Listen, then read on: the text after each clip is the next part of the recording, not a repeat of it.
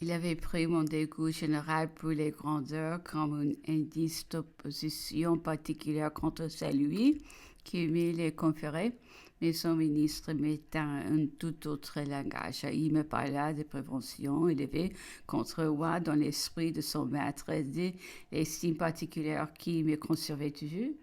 Le roi de France s'était mis ça, ses genoux, avait-il ajouté pour qu'il ne me vît pas. Idée singulière à laquelle, je l'avoue, je ne peux m'empêcher de sourire, qui est celle du roi de France aux genoux de l'empereur de Russie afin de l'empêcher de voir une femme.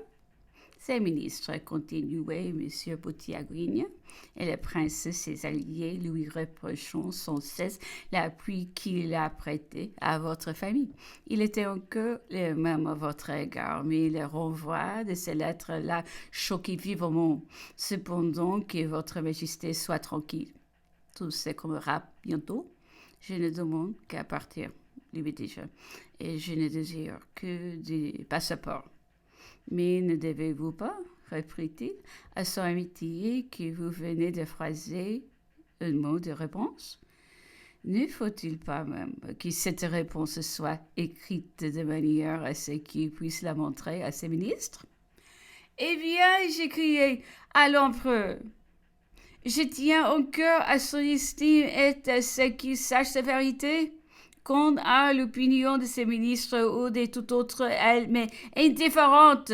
En effet, je fis une longue lettre où j'entrais dans quelques détails sur le mécontentement des Français, seule véritable cause de retour de l'empereur Napoléon, auquel personne n'avait contribué. Je me disculpais d'y avoir contribué. Je convenais d'une faute commise par moi, mais c'était celle d'être resté en France en 1814 et d'avoir oublié les passions haineuses qui devions m'y environner. Je l'ai désabusé de la pensée que je puisse être malheureuse après avoir fait mon devoir auprès de celui qui avait été mon père. Et je finissais enfin en lui disant que j'allais vivre loin du monde et de ces injustices que c'était lui que j'ai plaigné, de rester dans une de ces positions élevées où la vérité ne parvient jamais.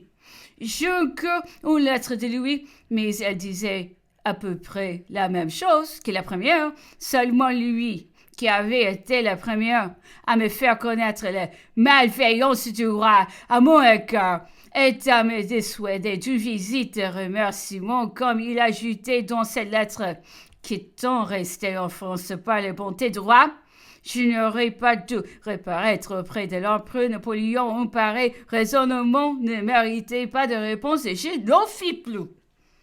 Un journal annonça que j'avais fait une visite à l'empereur de Russie. Je me trouvais offensé de cette nouvelle, car alors qui se montrait l'oppresseur de ma famille et de ma patrie, j'aurais cru commettre une bassesse qui de chercher à le voir. J'étais occupé de trouver le moyen de le faire, de mentir lorsqu'il ne m'en laissa pas le temps.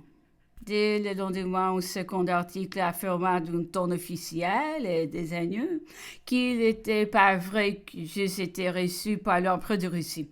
Alors toute la haine contenue un instant par l'arrivée de cet ancien protecteur se déchaîneront à la fois.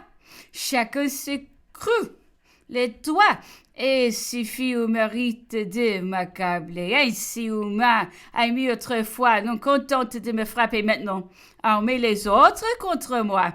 Madame de Vétron, à la tête de mes ennemis, allait partout, répandant les plus absurdes calomnies, sans doute peut se venger d'avoir eu besoin de moi et peut le faire oublier en même temps. Monsieur de Vétron, quoique sa femme eût protesté de sa modération à mon égard, au moment où elle réclamait ma protection, mettait mon nom dans le moniteur sur la liste des personnes accusées de tous les maux de la France. Il ne fut pas jusqu'à la police qui surveillait une ancienne serviteur de ma mère, placée près des aides des camps du prince de Schwarzenberg, pour débiter sur moi les comptes les plus misérables. Mes enfants étaient toujours restés cachés dans la maison que je vais louer. Je n'étais occupée qui des moyens de mettre leur vie en sécurité. Ils n'ont été pour eux qui, hors de France, et je ne savais pas quel moyen assurer leur départ.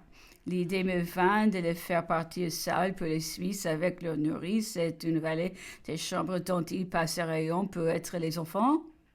Monsieur Gabriel de Lesser, qui avait un domestique suisse, parvint à avoir un passeport au nom de cet homme et de sa femme, et il m'envoya. Mais de nouvelles craintes dont j'ignore le motif détermineront le souverain allié à me faire quitter le Paris sous le champ. Monsieur Boutiagouigne va me dire, tout effrayé, quittez hommes.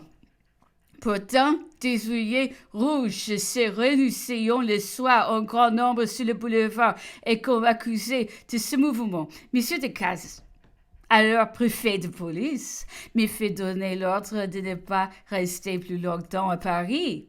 Monsieur Mouffelin, gouverneur de la capitale au nom des Alliés, manda Monsieur Deveau lui fit part des dangers que je courais et de l'obligation où j'étais d'accepter une escorte jusqu'à Verrières.